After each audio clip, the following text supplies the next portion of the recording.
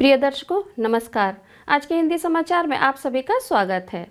आइए अब एक नजर डालते हैं आज के मुख्य समाचार पर। सेल रौकला इस्पात संयंत्र ने Q1 निर्यात 36,033 टन तक पहुंचने के साथ वैश्विक पहुंच को किया मजबूत।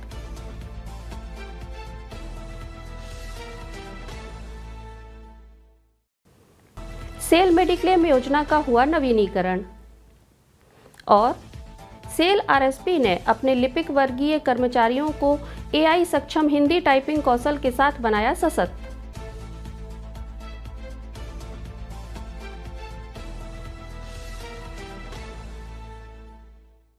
अब समाचार विस्तार से।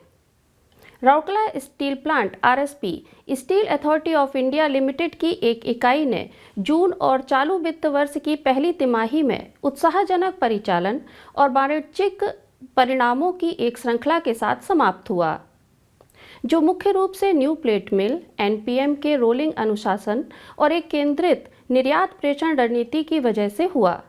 जून में एनपीएम ने विदेशी ग्राहकों द्वारा निर्दिष्ट सटीक मात्रा को पूरा करते हुए कुल 14,144 टन के निर्यात ऑर्डर को पूरा किया। अप्रैल जून तिमाही के लिए एनपीएम से प्लेट निर्यात 26,811 टन तक पहुंच गया, जबकि तिमाही के दौरान एचआर कॉयल निर्यात 8,313 टन और एचआर प्लेट निर्यात 909 टन तक पहुंच गया। पहली तिमाही के लिए संयुक्त निर्यात प्रेषण कुल 36,033 टन था, जो अंतर्राष्ट्रीय बाजारों में आरएसपी की बढ़ती उपस्थिति को रेखांकित करता है। ये परिणाम आरएसपी की निर्यात ऑर्डर प्रेषण को अधिकतम करने और घरेलू और अंतर्राष्ट्रीय दोनों ग्राहकों की सेवा के लिए उन्नत उत्पादन क्षमताओं का लाभ उठाने की सोची समझी नीति को दर्शाते हैं। पुष्टि किए गए ऑर्डर के साथ उत्पादन कार्यक्रम को संरेखित करके और सुव्यवस्थित सामग्री प्रवाह और रसद के माध्यम से हैंडलिंग समय को कम करके संयंत्र ने वितरण विश्वसनीयता और परिचालन दक्षता में सुधार किया है। प्रत्यक्ष प्रेषण मार्गों पर जोर देने से मध्यवर्ती हैंडलिंग में और कमी आई है। टर्न अराउंड समय कम हो गया है और विलंब के जोखिम को कम किया गया है, जिससे समग्र ग्राहक संतुष्टि में वृद्धि हुई है। सेल मेडिक्लेम योजना 2026-27 को 11 जुलाई 2026 से 10 जुलाई 2027 तक एक वर्ष की अवधि के लिए messrs new India insurance company limited के साथ नवीनीकृत किया गया है। 70 वर्ष से कम आयु के सदस्यों की सदस्यता के नवीनीकरण के लिए देय प्रीमियम 9,609 रुपये है, जबकि 70 से 80 वर्ष के आयु वर्ग के सदस्यों के लिए देय प्रीमियम रुपये 6,428। इसी तरह 80 वर्ष और उससे अधिक आयु वर्ग के सदस्यों को केवल नवीकरण प्रीमियम के रूप में 100 रुपये का भुगतान करना होगा।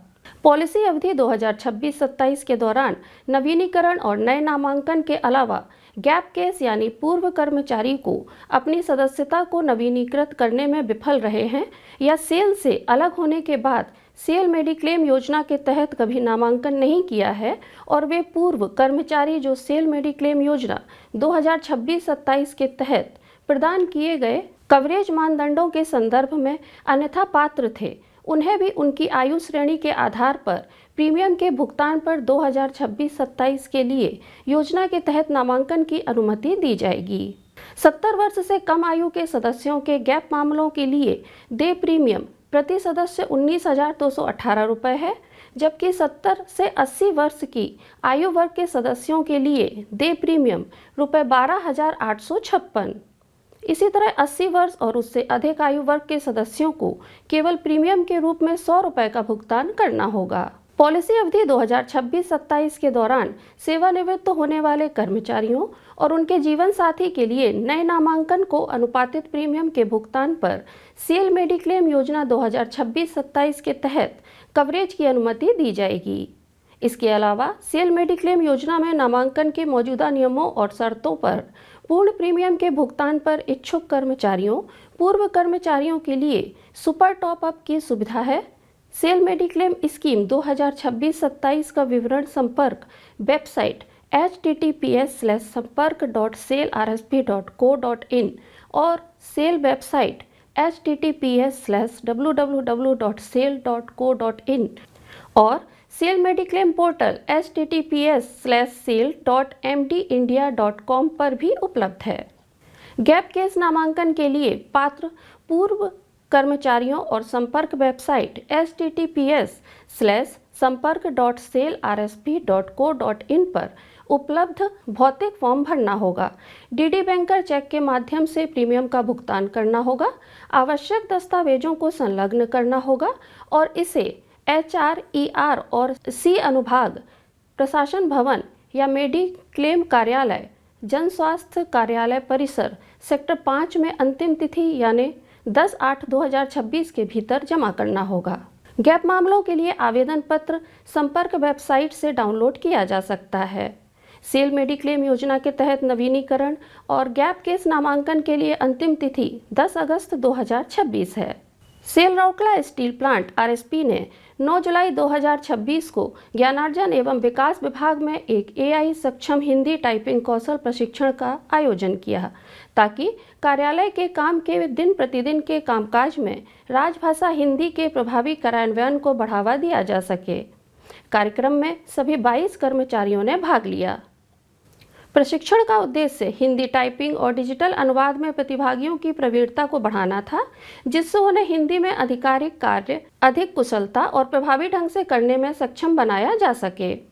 प्रशिक्षण में यूनिकोड की अवधारणा और आधिकारिक हिंदी टाइपिंग और अनुवाद में इसका महत्व, विंडोज़ ऑपरेटिंग सिस्टम के विभिन्न संस्करणों में हिंदी और उड़िया टाइपिंग सॉफ्टवेयर डाउनलोड करने और इंस्टॉल करने की प्रक्रिया जैसे विभिन्न पहलुओं को शामिल किया गया है। प्रतिभागियों को AI सक्षम उपकरणों और सुविधाओं की एक श्रृंखला से भी परिचित कराया गया था, जिसमें ऑनलाइन और ऑफलाइन अनुवाद, आवाज टाइपिंग, स्पीच टू टेक्स्ट रूपांतरण, छवियों से पाठ निष्कर्षण, छवि आधारित सामग्री का अनुवाद और आधिकारिक उपयोग के लिए अनुवादित दस्तावेजों को सहेजने के तरीके शामिल हैं। प्रशिक्षण के दौरान प्रतिभागियों को मोबाइल फ़ोन और डेस्कटॉप कंप्यूटर दोनों का उपयोग करके कर्मी मित्र ऐप पर हिंदी ज्ञान की घोषणा को भरने के लिए निर्देशित किया गया। हिंदी प्रोत्साहन योजना के प्रावधानों को और भी समझाया गया और कर्मचारियों को अपने आधिकारिक कार्यों में हिंदी का अधिक उपयोग करने के लिए प्रोत्साहित किया गया। सत्रों का संचालन और समन्वय सहायक महाप्रबंधक जनसंपर्क राजभाषा सुश्री लोलाटी टोप्पो, उप प्रबंधक जनसंपर्क श्री अनिल झा और अनुभाग अधिकारी राजभाषा श्री शिवाशीष पटनायक द्वारा संयुक्त रूप से किया गया था। इसके साथ ही RSP न्यूज़ बुलेटिन का यह संस्करण यहीं समाप्त होता है। नमस्कार।